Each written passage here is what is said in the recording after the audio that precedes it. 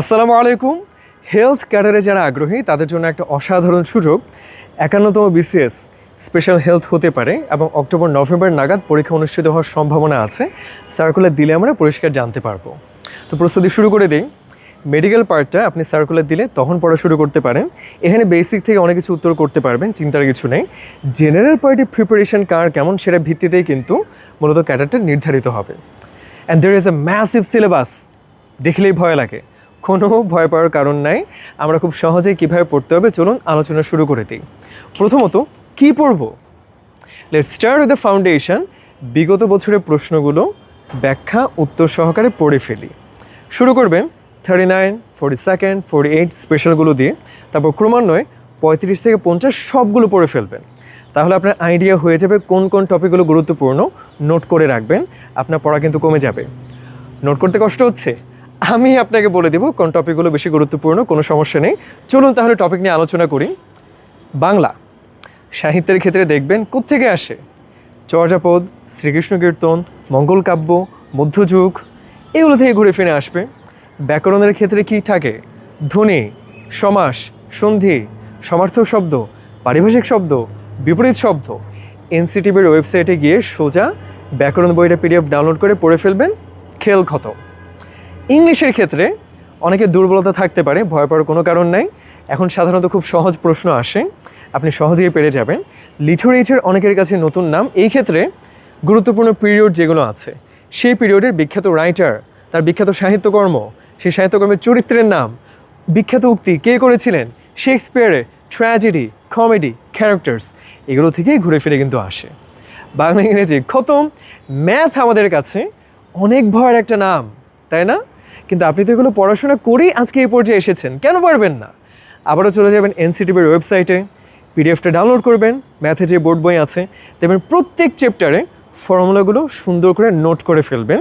এরপরে আপনি চলে যাবেন বিগত বছরের প্রশ্নগুলা, ম্যাথ মেন্টাল ওইটুকু প্র্যাকটিস করলে ফর্মুলা সহকারে মোর দ্যান ইনাফ। এবং last but not list, general knowledge, Bangladesh এবং ইন্টারন্যাশনাল অ্যাফেয়ার্স, ম্যাসিভ সিলেবাস। আমার খুব ভয় লাগে। আবারও বলছি, আমরা কৌশল করে ছোট করে আনি পড়াটা। বাংলাদেশ বিষয়াবলিতে আপনি খেয়াল করে দেখবেন কি থাকে? অর্থনৈতিক সমীক্ষা, উপজাতি, ফসলের নাম, তারপর দেশীয় যে সংস্থা আছে, সদর দপ্তর কোথায়, এগুলো একটু পড়ে ফেলবো আমরা। ঝর্ণা, তাই না? তারপর থাকতে পারে সংবিধান 1 থেকে 45 পর্যন্ত জানা থাকলে ভালো অনুচ্ছেদ। আরও যদি ছোট করতে চান, মৌলিক অধিকার, স্বাস্থ্য সম্পর্কিত যে অনুচ্ছেদগুলো আছে এগুলো পড়ে ফেলবো। আপনি কিন্তু সরকারি ওয়েবসাইটে পেয়ে যাবেন, কোনো বইয়ের প্রয়োজন পড়বে না সংবিধানের জন্য। এবার আসে ইন্টারন্যাশনাল অ্যাফেয়ার্স, আন্তর্জাতিক সংস্থা কবে গঠিত হয়েছিল, সদর দপ্তর কোথায়, বাংলাদেশ কবে সদস্য হলো, আন্তর্জাতিক চুক্তি, দ্বীপ, লাইন, এগুলো থেকেই কিন্তু ঘুরে ফিরে আসে, তাই না? তাহলে আমরা টপিক সম্পর্কে জানলাম। এবার কোথা থেকে পড়বো? আমি রেফারেন্স বইগুলো একটা সুন্দর তালিকা ভিডিও শেষে যুক্ত করে দিচ্ছি। তবে মনে রাখতে হবে, এত বই পড়ে শেষ করাটা ভীষণ কঠিন। সুতরাং ফাঁকিবাজি পরামর্শ, আপনি একটা ভালো জব সলিউশন বেছে নিন। আমার ক্ষেত্রে লাইভ এমসিকিউ একটা সেভিয়র ছিল। কেন? ধরা যাক প্রশ্নে আসলো অমুক সংস্থার সদর দপ্তর কোথায় অবস্থিত। রেফারেন্স বইতে শত শত সংস্থা, শত শত সদর দপ্তর, কয়টা পড়বো, কয়টা মনে রাখবো? লাইভ এমসিকিউতে ব্যাখ্যায় কিন্তু সুন্দর করে ইম্পর্টেন্ট যে সংস্থাগুলো লিস্ট করে দিয়েছে। তাহলে আমার কিন্তু মাথা ঘামাতে হলো না কতটুকু পড়বো, ওরাই বলে দিল এইটুকু পড়ো, এটুকু থেকেই আসবে। এছাড়াও আরও যা যা আছে, পিটুয়ে, তারপর উত্তরণ, জেনেসিস, যে কোনোখানে আপনার ভালো লাগে বন্ধু বান্ধবের সাথে কথা বলে আপনি ভর্তি হতে পারেন। 2-3 জায়গায় থাকলে ভালো, তাহলে আরও বেশি করে আইডিয়া পাবেন। এবং শুধু পড়লেই হবে না, প্রচুর মডেল টেস্ট দিতে হবে। পরীক্ষার হলে গিয়ে দেখবেন 50-50 হবে কি হবে না, দাগাবো কি দাগাবো না। যত মডেল টেস্ট দিবেন তত আপনার এই অ্যাবিলিটি, টাইম ম্যানেজমেন্ট, এগুলো ডেভেলপ করবে।